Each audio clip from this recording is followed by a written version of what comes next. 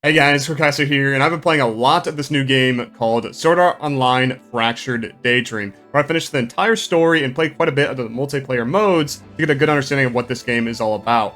For today, I wanted to put together this ultimate beginner's guide for anyone looking to get into the game to see how it plays, and give you guys all the info that I wish I knew sooner so you can get a head start. So what is SAO Fractured Daydream like?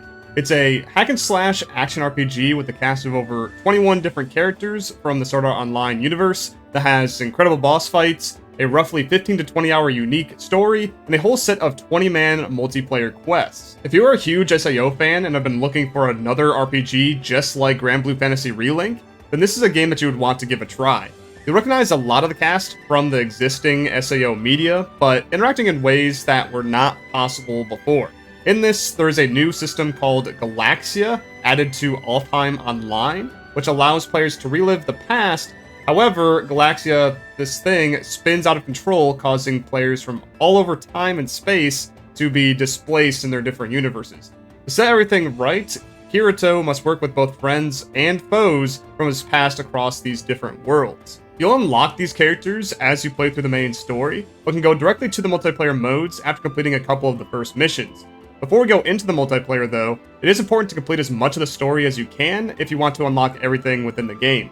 The story is separated into individual quests done one by one, making you use certain characters along the way. Each quest is relatively short though, but can take longer if you go for the collectibles, which can give cosmetics to use on these characters, or memory crystals, which can be used to give you extra lore from the previous games and additional account-wide stats. Once you complete one of these quests, you will be rewarded with money, gear, and experience depending on how well you did, and all of this can be used for both the story and the multiplayer portions of the game, which is great so you don't feel left behind by continuing with the story mode.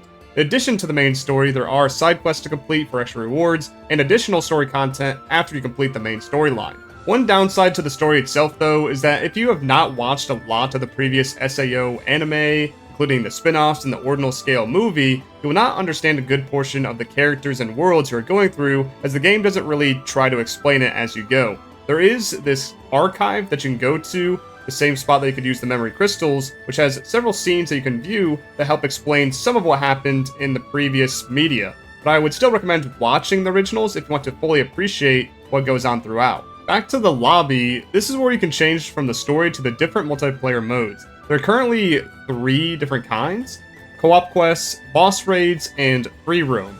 Co-op quests take you through various areas doing objectives, killing mobs, and leveling up. These levels are separate from your overall player rank and apply only to the current run, similar to a MOBA or a roguelike game. First, you'll start off with just a 4-man party, but later you'll join up with the other 16 players in the middle once you finish your initial part of the map. There you'll be able to complete more objectives as an entire 20-man group and make your way to the final boss to kill it and complete the quest. For the boss raids, these start you off instantly with all 20 people in a boss arena. These bosses being tougher than the ones in the co-op quests, they have more abilities, phases, and can spawn various portals you want to destroy to stop mobs from pouring in. Here, the leveling works exactly the same way. You need to hurt the boss and kill the mobs to get higher levels to be able to do more damage and unlock your character's abilities. Finally, there is the free roam mode, which puts you on currently one of 2 big maps, which allows you to go around killing mobs and bosses at your own pace for rewards. Here, there is no leveling mechanic as the previous 2, and you have all of your abilities fully unlocked at the start.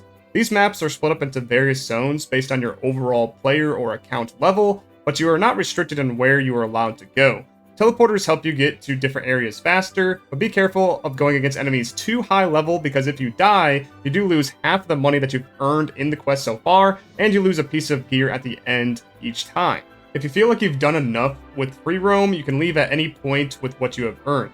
With the story and multiplayer modes combined, you should have a few hundred hours of content to go through if you want to max out every character and more, as it seems every 2 weeks to a month, content will be added to the game both as free updates and paid DLC. Speaking of characters, there are a good variety of them available as mentioned before, with over 20 of them right now and more on the way with future updates, each with their own unique playstyles with different skills, combos, and mechanics. So there should be a character that fits the way that you want to play, especially since there are 6 different archetypes. There are fighters, which are jack of all trades melee characters that have options for damage, stats effects, and defensive abilities. Tanks, which have a larger health pool that can provoke enemies and have great defensive options. Rogues, which are pure offensive characters trying to dish out as much damage as possible up close. Rangers, who attack from a distance and try to take advantage of the enemy's weaknesses. Mages, which are great for their AoE abilities. And then support characters that apply buffs and heal the party. I won't talk about every detail of the characters today because it would just take way too long for this, as each character has different gauges, weapons, and mechanics, but I did want to share some general information about how the combat works across all of them. For starters, each character has a set of normal and heavy attacks that they can interweave to create different combos useful for varying scenarios. The same buttons used for these can also be held down for most characters to do different attacks as well. There are some ranged characters, however, that will only be able to aim and shoot instead of doing these combos and need to reload after shooting a certain amount. To make up for this, they have a bullet circle, where the smaller it is when you pull the trigger, the higher the chance of a critical hit. Besides that, you have guarding and dodging. Guarding, only possible on melee characters, can reduce damage from incoming attacks in front of you. If you time the guard right before being hit, it instead activates a perfect guard, which fully negates the damage and can stun smaller enemies. Dodging or dashing will allow you to completely avoid damage from any direction, but it may be harder to pull off than just guarding. With this, just like the perfect guard, if you time it right, you can get a perfect dodge, which on top of avoiding damage, recovers some of your missing HP. Dodging can also be done mid-air to avoid attacks and get some extra distance, unlike guarding. For both guarding and dodging though, doing these during normal attacks initiates something called a motion cancel, which interrupts the attack, but it cannot be done consecutively, as there will be a short cooldown before it can be done in this way again. So just gotta be sure not to spam this while you are attacking. For certain characters, you'll also have the ability to fly around the map. This can be activated by pressing the jump button twice in a row, and you can fly for as long as your flight gauge allows. This is great for skipping over certain terrain like rivers, and for hitting different parts of enemies you wouldn't normally be able to reach. Then, with all characters, they have this palette with 4 different abilities. They get, on the top, 3 advanced skills. These all have their own separate cooldowns and can vary wildly from character to character. Typically, they allow for more damage than the normal combos, but they lock you into the animation while using them, leaving you vulnerable to attack. When attacked in these, you won't be knocked out of them as you have super armor, but you'll still take the full damage from enemies, so you gotta make sure that you time it correctly and are ready to commit to the attack. Not all advanced skills are just for damage though, as others can give buffs, healing, or some sort of utility depending on the character. The 4th ability on this palette is actually a consumable that every character has, called Healing Crystals. Every mission you start with 3 of these to recover some missing HP, but be careful as they don't naturally recharge and have a cooldown between uses. You can find these statues though dotted throughout missions, usually right before a boss fight to fully stock up on these. In addition to those, each character has an ultimate in this gold icon, which does take longer to come off cooldown, but does significantly more damage, healing, etc. over those other skills. Also, while using your ultimate, you will be locked into the animation just like the advanced skills, but you are completely invulnerable and will not take damage during it. For ultimates, I recommend saving them for bosses or tougher enemies, and when you know that they will stay still for it, as way too often bosses have moved away from mine, effectively wasting the entire thing. For these advanced skills and the ultimate, if you are playing a co-op quest or boss raid, you unlock them by leveling your Awakening level or A level shown in the bottom left. Level 3 grants you the first advanced skill of your choosing. All you have to do is press the button that you would normally activate the ability. So for PC, that would be 1, 2, or 3 on the keyboard, or for controller, pressing the right bumper and then one of the corresponding buttons. Then level 6 gives you the second skill to choose. Level 10 gives you the final advanced skill, and then for your ultimate, you need to hit level 15 for it to automatically unlock. On top of all of that, each character has a signature unique skill which drastically affects their playstyles.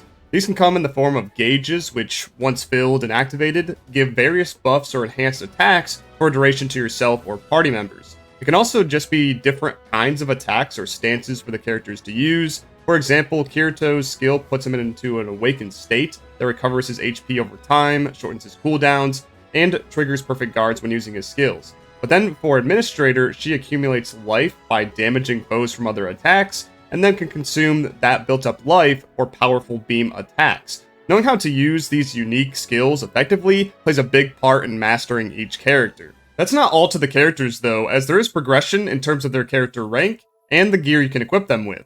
Every time you clear a quest, you get experience for your player rank or overall account level, experience for the character rank of the character you just played, gear, and money, all based on the groups and your personal score. Your player rank determines the highest item level you can receive for the gear that drops and unlocks more quests. Your character rank gives extra cosmetics and stats every few levels for that specific character, each going up to rank 100. For gear, each character can equip one kind of weapon unique to them, and 3 accessories, a ring, bracelet, and necklace. Also on this page are passive skills, which each character starts with 1 by default, but can have up to 2. These passes can be used from characters that reach rank 30 onto others. For the gear, they can only be used by specific characters for the weapons and specific classes for the accessories. The item level determines how high the base stat is on them, either being attack or HP depending on what it is, and characters can equip gear of any item level no matter their character rank. In addition, they can come with special effects, with the number of them being determined by their rarity. 1 effect for normal gear, up to 4 with epic and legendary gear. The levels of these effects, though, are determined at random and go up to level 5 no matter the rarity. These effects can have a huge impact on your builds, giving extra crit rate, health, faster cooldowns, so on and so forth, especially for legendaries which have unique effects that can alter the properties of your character's abilities. For a few examples, like on weapons, they can change the properties of the advanced skills, so they can give status effects, for instance, on certain abilities like poison or freezing, but then also sometimes they can change the properties of a part of the advanced skill itself. So for this Grand Forge ability on Lisbeth, usually does an attack up buff towards allies and themselves, but then they can change it to damage reduction instead with this legendary effect. Then for accessories, these generally change your dodging and guarding skills, but can also just change your stats straight up. So for this one, for example, it's a high risk, high reward legendary effect, where it increases your attack by 20%, then reduces your max HP by 25%. Then for this one, it gives you the ability to guard in all directions at once with the Omni Guard instead of just in the front, and it reduces the amount of damage you take while guarding by 20%. You can also craft and upgrade the gear by using resources from dismantling other gear and clearing quests. Each piece can be upgraded up to 10 times, and will require higher rarity gear to be dismantled to upgrade further. This upgrading just raises the item level of the gear, raising its base stat, but not affecting the special effects. At the beginning, when your player rank is low, it isn't really worth upgrading your gear, because you're going to be leveling so fast that you'll just be getting higher and higher base level gear anyways, so you would effectively be wasting your resources. If you are itching to upgrade though, like you find a really good legendary for instance, I would just recommend upgrading it 4 times, because it's very easy to get the extra small upgrade materials and the small ones from common and uncommon gear, and it doesn't cost too much in terms of coal or the money in-game to do so. What can take a lot of money though is the crafting, which is found in the Create Item tab within the lobby. This is put into 4 different categories, which narrows down what can be crafted if you're looking for something in specific. But this does take 1,020 coal every time you generate an item, and this can generate all the way up to legendary items, but most of the time it does like normals and uncommons. You just gotta get lucky with the generation. With this though, you are limited to 100 item creations per day, so you may want to wait until the end of your play session to craft, as it is based on your overall player rank on what item level these crafted items are. One last thing they can do with gear that isn't going to be a big thing for the beginning, but is good to stock up on with lower level items, is making effect spheres out of gear. This allows you to extract one special effect out of legendary or epic rarity items, and take that special effect and then put it on something else in the future. So I took out a coal gain up level 5 out of a Klein weapon, and now I can put it into some Klein weapon in the future that's way higher item level if I wanted the extra money gain. So with this, you can make great pieces of gear for your builds with very high level special effects across the board.